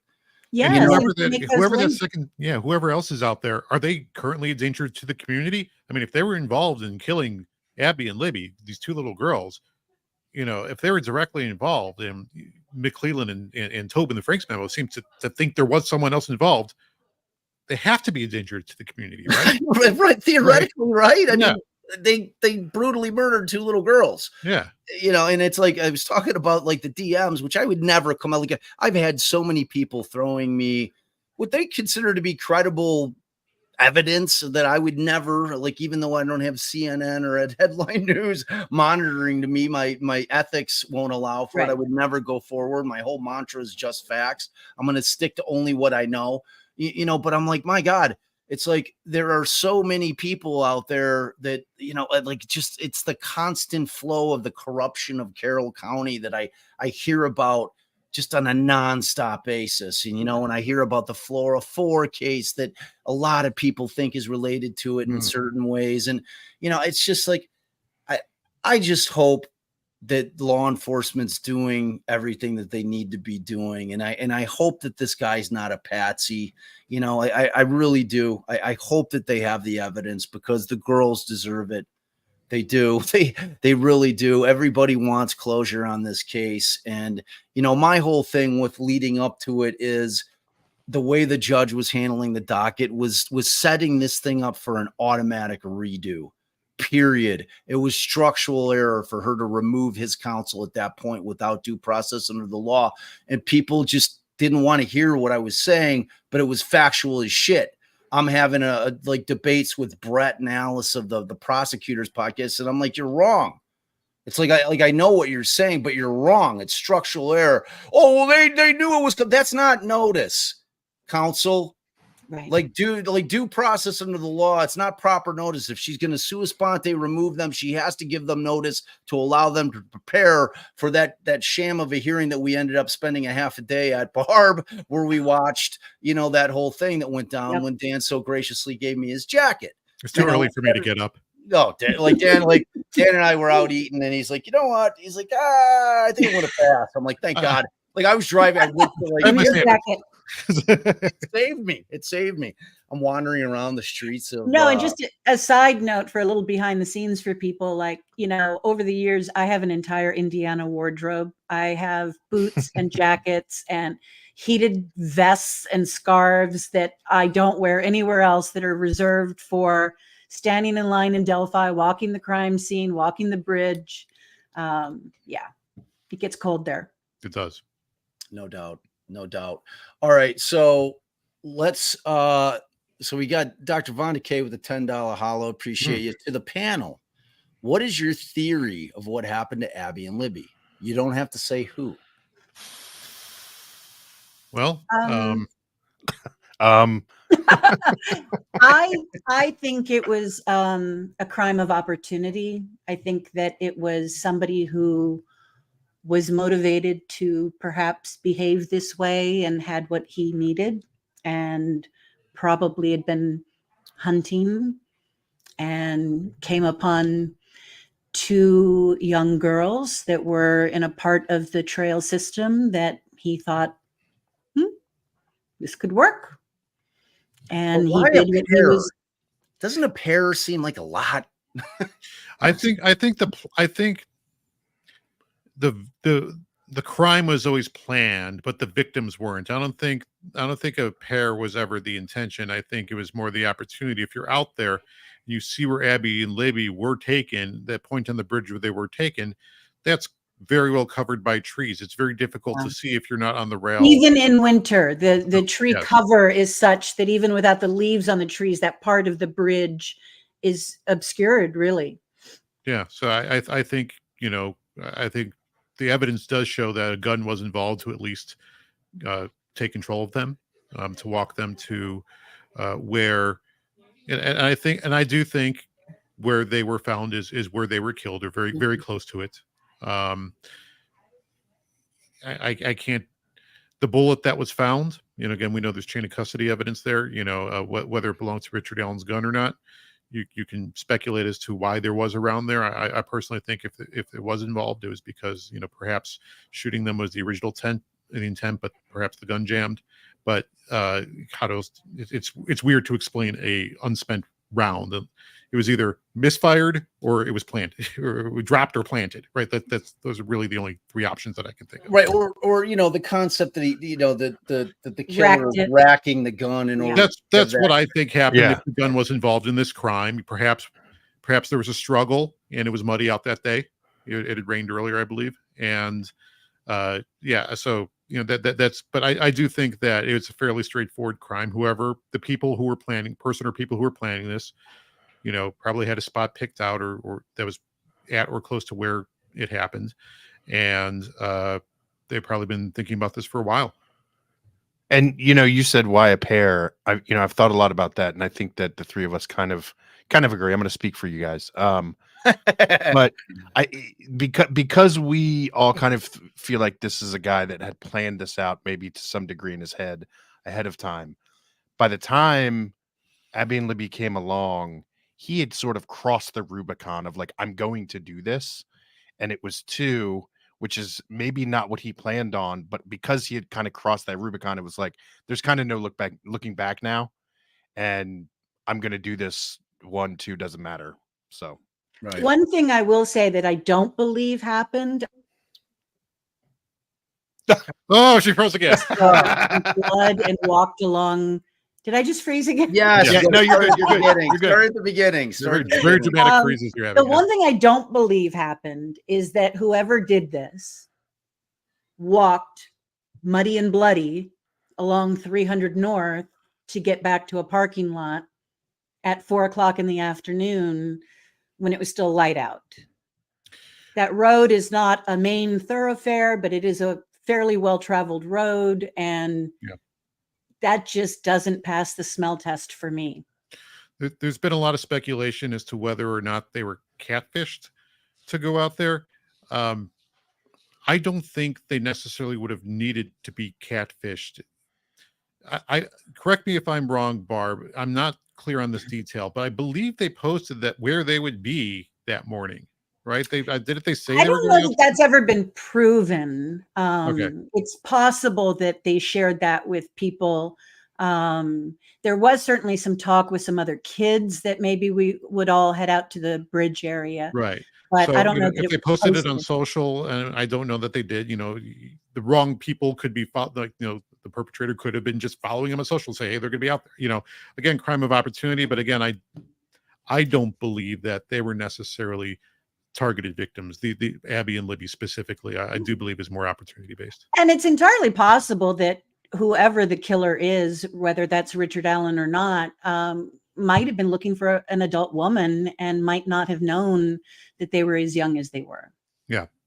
And clearly we are only speculating, right? This is just what we think may have happened just based on sort of our time spent with this case. And I don't think any of us are saying this with any conviction, like, yeah, this is what we firmly believe happened. Right. I just think these are plausible scenarios to us. Yeah. And I mean, we can't, right? I Right. mean, like all we could do is kind of use, our experience in dealing with these types of crimes, I've obviously been a defense attorney for a long time. My father defended a pretty horrible guy in terms of John Wayne Gacy. I've defended a pretty horrible guy, if you believe that he's guilty and he's convicted and on death row, and Anthony Garcia. I've got a little experience in this. I've got a little background in terms of people that do awful shit. And, and I agree with the concept of it being a crime of opportunity. I have a hard time believing that this lone dude who's got no history, you can see it. You can see it building with people that commit crimes like this. Yes, there's always a first, but you can see it building up, whether it be through their internet searches and just shit that they're doing and just weird and odd behavior or odd hours, things that just don't add up, that are a little stinky. Yeah. And this dude has none of it. No one came out of the woodwork to say, you know what? This guy's a creep. I had some strange occasions when I was alone with this Richard Allen guy and he said or did weird shit to me. No one. It is very alarming to me, because if you think about every major arrest in any kind of case like this, wherein they're kind of digging into the dude, inevitably people start coming out of the woodwork with, wow, yeah, you know what? Now that I know, this whole thing has a new context in terms of this weird shit that happened with me with this guy. None of that exists. And to just believe that this dude on a whim decided to go out there on this specific day with no apparent history of violence against women or anything like that. I'll tell you one thing that's always bothered. I don't know if that's the right word, but we all know what this crime scene was like now. We've seen the Franks memo. We know the details. We know what happened to them. We know how they were found.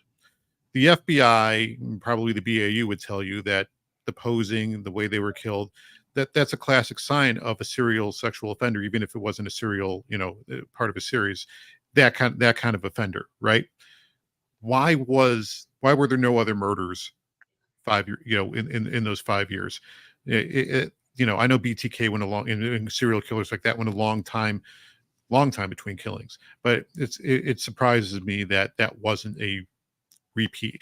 That is something of a point, if you're, for lack of a better term, in favor of the of the Odinite theory, right? If it wasn't some sort of serial urge, I don't know. So it's things like that really bother me. And like Andrew said, we keep coming back to different things depending on the day, and things that, there's just so much that's unknown, and so many ways you could put this together. Well, and we're about to dip into your first subject matter on your new podcast, Deviant, and talk about a dude who just there exists that possibility that this was some random fucking weirdo that's got, what I mean? There exists that, you're landing on a guy who's local, who everybody knows. The guy works as a pharmacy tech at the CVS, and we've all been to that town. Okay, everybody in that town knows. I live in a small town outside of the way far western burbs of Chicago, and I know everybody that works at my local gas station. I know everybody that works at my Walgreens. I've been seeing them for years. I know them. Am I hanging around with them and playing poker and going to sporting events? No. But I know them in the sense that I know their names, and I'm always cordial, and we have a relationship because I live in a smaller type town. And it's just, it's one of those things where to land on a local is just weird to me, but then that you counter that with the thought that, okay, well, it's got to be somebody that's familiar with the trail system. Yes. Does that always bring you back to, it's got to be somebody? But that can also be somebody who maybe grew up there, or maybe had grandparents who lived there and visited during summers or whatever. Right. But yeah, I think some knowledge of the trail system was needed, because I don't think it's coincidental that the place they ended up is probably the most remote place in that area to take the girls. If you're going to abduct them off this bridge, that's probably the best place to take them for some privacy.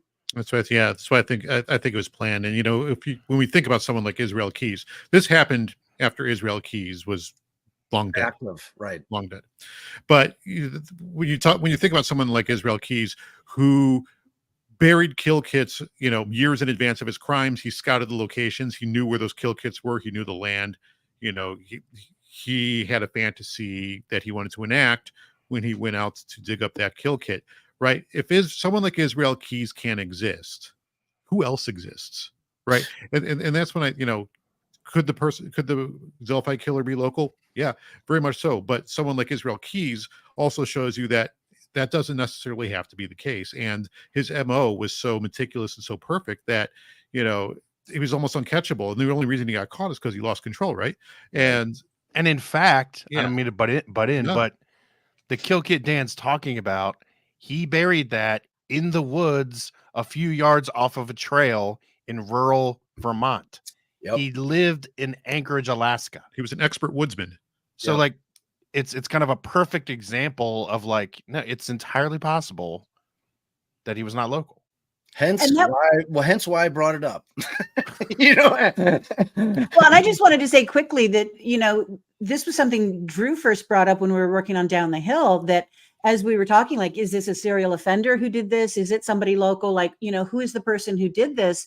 And we would talk about Israel Keys. And that's an MO that if he did that, what other MOs could be out there from these offenders that we can't even comprehend because they haven't been caught yet? Because these guys learn from each other, right?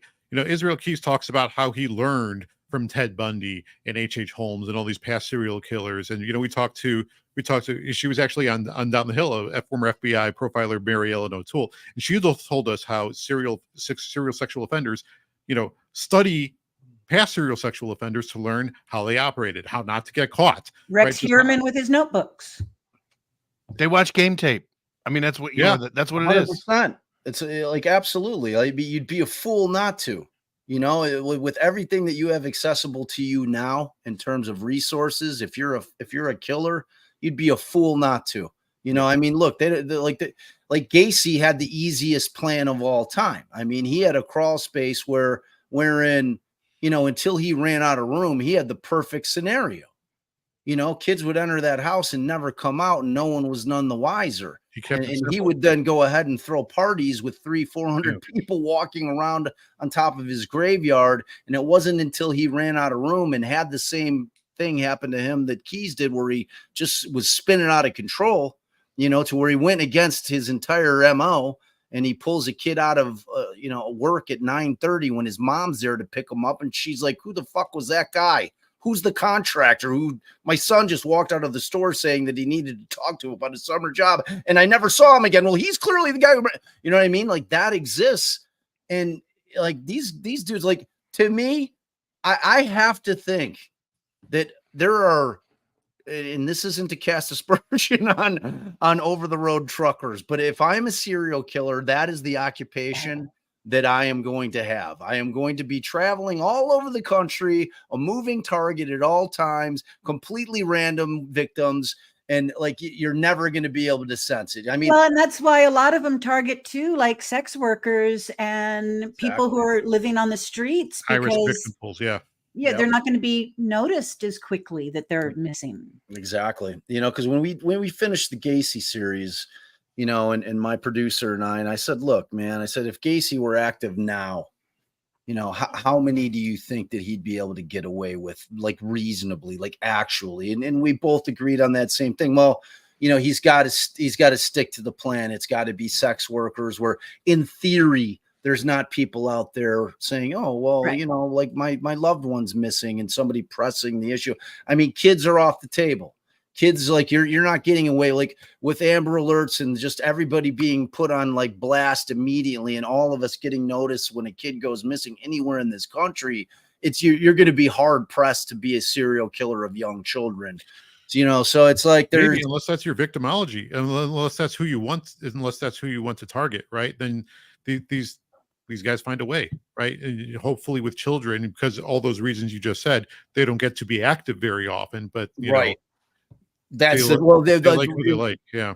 well, that's what I'm saying. But like in terms of their ability to be able to go undetected is what I'm talking about. Like that is exceptionally limited now, especially when it comes to kids, just because of the internet and because of Amber Alerts and because of the fact, like you'd have to really be able to target kids that seem to be have shitbag parents that are wandering around and they're like, but do they exist? Like, I'm sure they're out there, but I don't know. Yeah, it's crazy. It's crazy. So, all right. Final question for the panel before we dip into Deviant and Barb. I'm going to allow you to dip out if you want to. You're obviously more than welcome to stay while I torture these two guys and have them talk about their new show a bit. I want to get a final thought from each of you. So, we didn't really dip into too much other than my rants about where we're at with the case, but give me some final thoughts on the case and where you think we're going to go. My final thought, I think, is that, I don't think we should have our minds made up yet about what happened here and about who did it. Let's follow this process as it plays out. Let's pay attention to the filings from both sides. Hopefully we'll get some cameras in at some point for some of this. And, as many of us who can go and cover it in person, if there are no cameras, we'll certainly do our best to bring you everything that happens. But let's wait and see what's presented in court before we make up our mind whether it's Richard Allen or it's somebody else. And just hope that we can do this in one trial and that it happens fairly soon for everybody involved. Is Richard Well said. Yeah, is Richard Allen guilty? McDonald. Maybe. Well said. Is he not guilty? Maybe. At this point, I wouldn't be surprised with either outcome, but I haven't seen anything that's publicly available that would make me vote guilty as a juror. And even if Fran Gohl throws out the third party defense, even if she, denies the motion to suppress, she will. We know she will. On both cases. Yeah. I mean, if this is all the state has that we know, if that's what they're bringing into court, they've got problems. I would say my final thought is, like Barb said, keep an open mind. I also would encourage people who pay attention to this case to do so with respect and compassion, because Yes. I think a lot of times that is missing. And I will just say, kind of from a broader perspective, working with Barb and Dan on this story and this show was, in 20 years, one of the highlights of my time at HLN. Same. And I have the utmost respect for Barb. And if anybody gets into her DMs, you're gonna have me and Dan to mess with too. And me, all three of us. Thanks, I respect her. I respect Dan. I just don't like to tell him that sometimes. But but no, it was one of the highlights of my 20 years at CNN. And there were oh no! What happened? Jesus, we lost him right, and he was giving the love, and then he dipped out. He was saying nice things about me. That's when things cut off. You're not going to lose me. You're not going to lose me. And I will dip out while you guys get into the whole Israel Keys thing. But I just want to say as well that these are two of the finest men and journalists I've ever worked with. I've learned so much from both of them. We don't always agree about stuff, and we've had some heated conversations about it, and we think that makes us better as a team. So, and Bob, you and I don't always agree, but we can do so with respect and still be friends at the end of the day. And I think that's the important message here. And if we live in an echo chamber where we all agree on shit, we'll never get anything accomplished in this world. I mean, that's facts. And I love you. I respect you. Thank you so much for jumping on tonight. Thanks. It was just as glorious as I thought it would be. and keep fighting the good fight out there. Don't let the bastards get you down, Barbara. All right. You guys enjoy talking about Israel Keys. Bye, Barbara. And listen to their new podcast. Subscribe. Yes. Thanks, Barbara.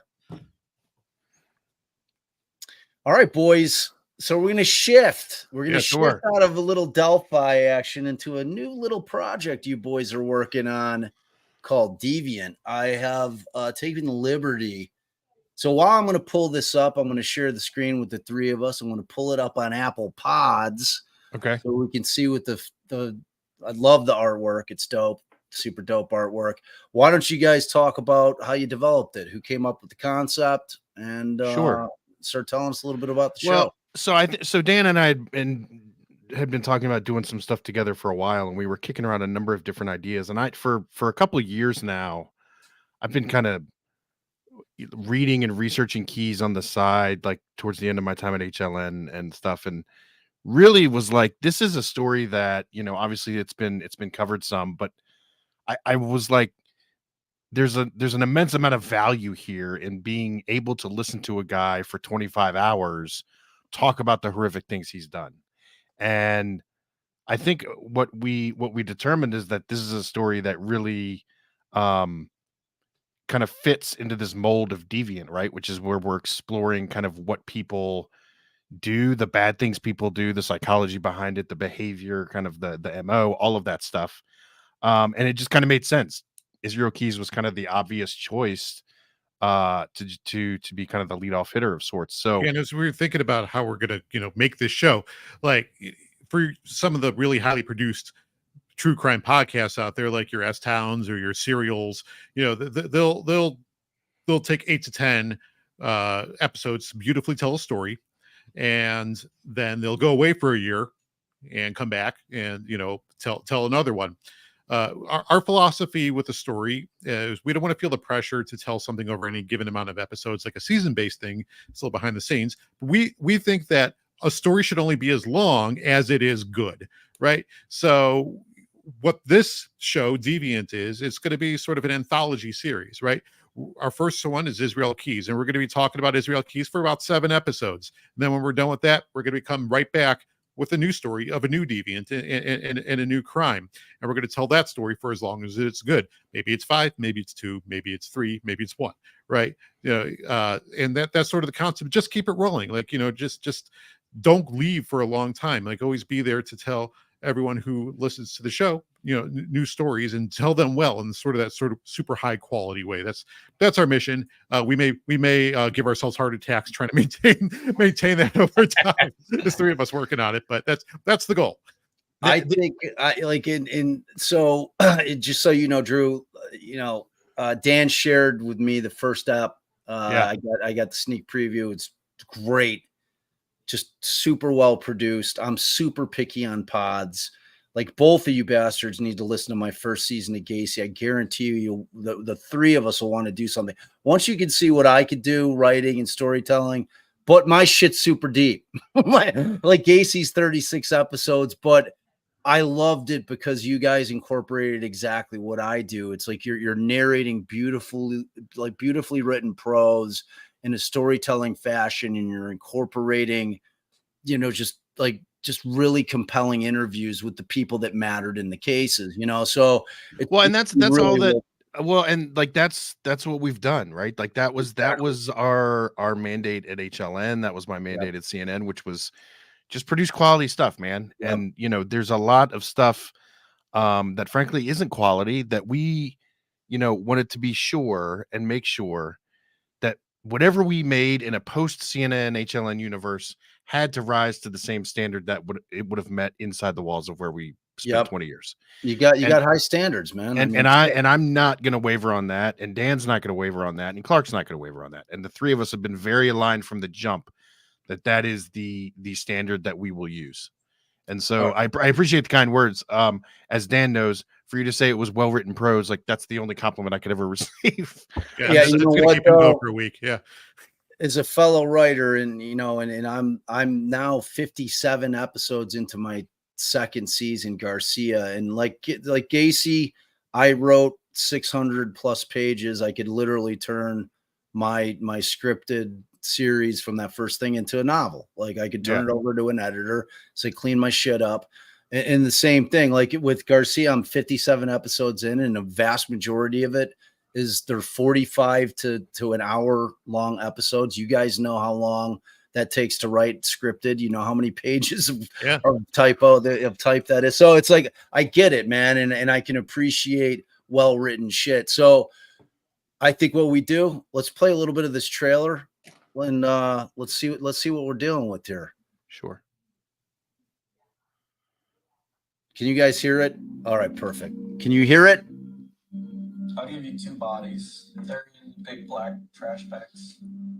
My name's Dan Szematowicz, and I believe that monsters are real. They're scarier than what our imaginations can conjure because they look just like us. They come in different varieties, but serial killers, they're the apex predators, the monsters of monsters. That perfectly describes Israel Keys. Why did you pick these folks? I didn't. It was just random. I'm Andrew Iden. Some people are wired for good, some people are wired for bad. And some people operate by their own set of rules, breaking all of society's boundaries. Introducing Deviant, where we chase the stories of the crimes and criminals that make all of us say, whoa. Not too long ago, we brought you the hit podcast, Down the Hill, the Delphi Murders. And in our new show, we make you feel what happened, putting you in the room, hearing from and talking to the people who were there, bringing it all to life. Our first story, serial killer Israel Keys. I got a vibe from him that was very, very powerful and scary, and that makes the hair stand up on the back of your neck. Eyes kind of just go right through you. He may have been the most meticulous serial killer of all time. And I have the whole thing planned out. I have everything I need to do it. For over a decade, he buried kill kits all across the United States and maybe even beyond.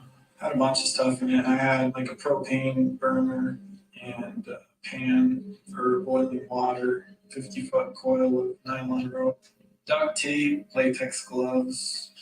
He'd return to those kits later, sometimes years later, and find victims as if by chance. If you're not connected to it and you don't even live in the area and there's no obvious reason for doing it, or maybe they suspect it's a crime, but they would never guess that it's just some random thing that somebody did. It could have been anyone, anywhere. It was an incredibly effective MO, and police had no idea he even existed. None. But then Keys lost control. The only thing that got him caught was himself.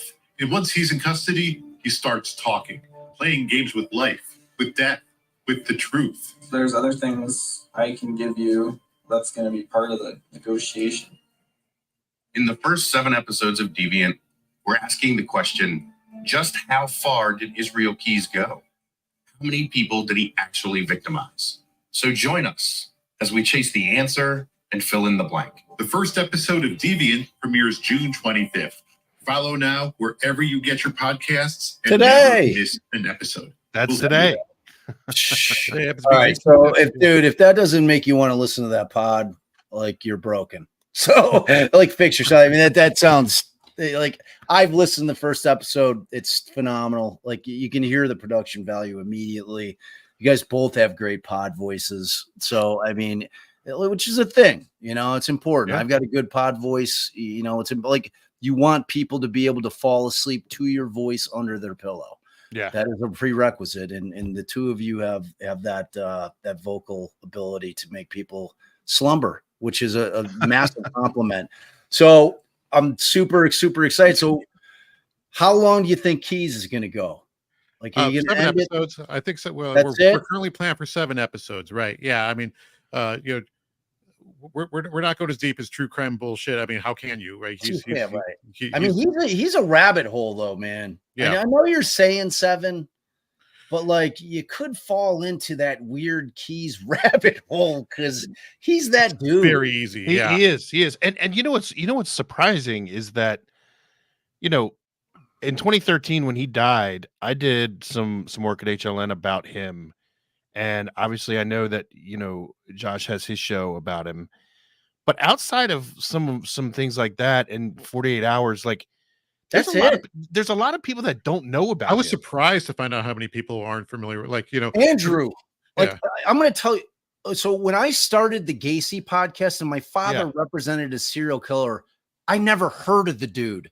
Yeah. Literally, I never heard of the man Yeah. in any capacity. And a lot of that is attributable to the fact that Keys, his deal was he didn't want the feds letting his shit out to the public No. until like that was his deal. It's like I Yeah. want to shield my kid from Right. all this bullshit. Right. I'll give you the intel. Give me a cigar. Give me some other bullshit. Sure. You know, give my wife her car back, whatever, Right. all that shit. But his deal was he wanted to keep it on the down low, which Right. they like surprised. So I'd never heard of the dude. So you're exactly right. Aside from Josh's shit, which is not what you guys are serving up. That is like if you got to be like have hundreds of hours to dive into a rabbit hole, right? Well, and Like, I had said when Dan and I were talking about doing some shows and kind of building something, I remember going to him and saying, "Hey, what do you know about keys?" And he was like, "I don't know anything about him." And I'm like, "Well, I got all this tape, and it's pretty amazing stuff." yeah, And it, you know, we've never heard, you know, Ted Bundy had some tapes, but like Gacy we've never tapes, yeah. and Gacy had some tapes, but like we've never heard this tapes. extensive amount of like the guy talking about what he did and why he did it. And I was like, you know, I wanted to be very careful, and Dan and Clark and I are kind of aligned on this of like what we're not doing this to glorify Israel Keys, and we're not doing this to like give him a platform to like wax poetic. What we're trying to do is bring some value of like, it is not very often you can hear from someone who has the psychology that this guy has. So if this can present some value, so we, the proverbial we, can have a better understanding of people like this, then we've brought some value. And I think that's one of the things we want to do. And also trying to get a full scope of the story. We know sort of about some of his crimes at the beginning. We know about his crimes, most of his crimes at the end. It's that big in-between part. Like the FBI thinks that he killed 11. And they know that because they found these 11 skulls that he painted in his jail cell. And another one said, "We are one." And they in his own blood. Don't forget that. That in his own blood. Yeah. In his Right. own blood. Right. And so that's why the FBI thinks there are 11. But, you know, that's kind of an educated guess. It could be more. It could be less. Just because of the way he operated, it could have been anyone, anywhere, right? And like that's the thing that keeps blowing my mind about this. You know, from the years of 2001 to 2012, he could have walked by any of us at the grocery store, right? Easily. Like he was just some dude traveling everywhere all the time. Easily. And you know what? Like there's great value in it because all of his cases, for the most part, like you said, sandwiched in between the two that we know definitively, are still open. Yeah. And they haven't found the victims. There's value in putting ears in onto this story. Yeah, there's value in it. So it's still an open case, yeah. It is, and I'm super excited because you guys are doing it in a much more digestible fashion. You know, you're giving a ton of detail, but not beating people over the head with it in terms of like the number of episodes. And again, I'm a deep diver, so like sure. I would never criticize Josh because I love him dearly. He's a very dear friend of mine. But like yours is just it's more digestible for people that don't have the time to commit to 50 plus episodes of a season, you know, which is a lot of people because it's a huge time commitment. So I think it's brilliant. If you listen to our Israel Key series and you want to find out more about him, yeah, like you said, there's plenty of deeper dives that can be done. But I think we're going to give you a pretty good survey of, or a pretty good idea of what his story is, at least the best we can tell. Like a lot of it's mystery. It's this trail of maybes we talk about, you know. And so today, the first two apps dropped, right? Episode 1 and 2 dropped. Yeah. Today. They're available everywhere you get your pods, Apple, you know, Google. Like, what do they use now for Google? What do they got now? What is Google doing? Shut down, yeah. Right. Wherever you get your podcasts. Exactly. Yeah, just follow it. Yeah. Follow it. Yeah, wherever. Yeah. I've been in the game for 3 years and I have no idea what the podcatchers Rate are. and review it and like chat. If you have ideas like stories you want to hear of deviants or stories that you'd love us to dive into, you know, we're always on the hunt for new stories to tell. So like, you know, we're definitely will scroll the chat afterwards and see if you have if you have any ideas, send them to us. Or if you've got cases that you guys want these guys to cover, like, and I can tell you definitively, Dan definitely scrolls the chat. Like, he'll look at it, you know, because like last time I had him on, it was a little rougher, not for Dan, but for the person he was on with, and like he's like, wow, man, that was kind of rough. So Dan will definitely be taking a peek at it. And I'm sure that Andrew will as well. So make sure if you guys have any concepts, give them ideas. And, you know, fellas, in terms of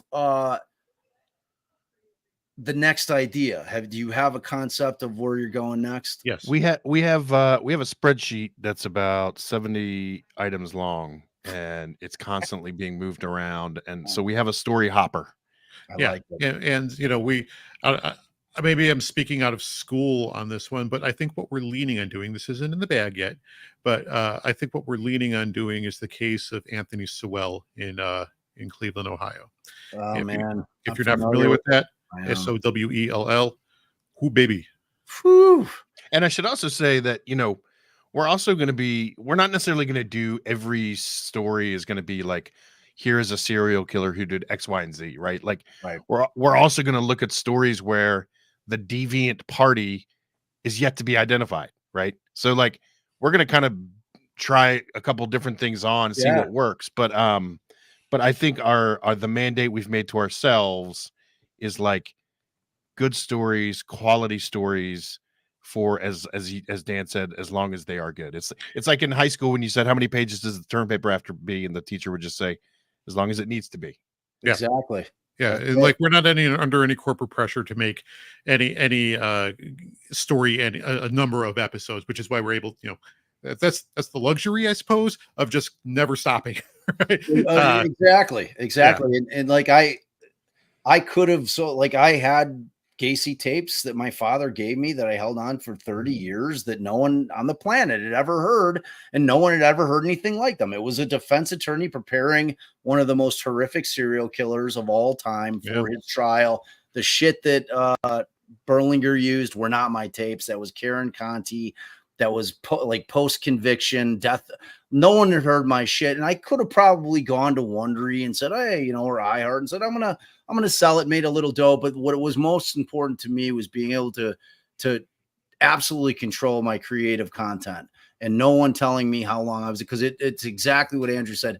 It's my story, and it needed to be as long as it needed to be, and that just ended up being 36 episodes because, frankly, it was part of my life. My father defended the guy, you know, and I was 10 years old, and it was a part of my life, and it was a high profile case, and it was just a weird part of my life. So while I'm definitely a very small part of the overall story, it certainly was my story to tell. So I'm super looking forward to it. You guys, everybody download it. Please go subscribe on Apple, Spotify right now. 5-star it. If you're so inclined, after you listen to that first episode, it'll really help these fellas out. If you just take a couple of minutes, write a nice review up. It's critical. Like I'm always out hat in hand with y'all, letting you know how much it means to us to get those 5-star reviews. And the written review is so important because it lets other potential listeners know this shit's legit. This is worth your time. So if you guys can do that and make me look good for these two gentlemen, I'd really appreciate it. They'll definitely appreciate it. And just to be clear, we're not affiliated with any large companies anymore. We've started our own company. This is our thing. We're not working for anybody but ourselves now. So yeah, thanks for the shout out, Bob. You know, thank you so much for having us on. And I'm already seeing some great ideas in the chat here. I love it. Yeah. I love it. And I'm excited, boys. And anytime you want to come back on, man, you know, Dan, you just got to hit me up, brother. You always got a platform. Yeah, you're the best, man. And I appreciate the hell out of you. And I always have. Bob's become one of my surprise good friends since we met about almost a year ago now.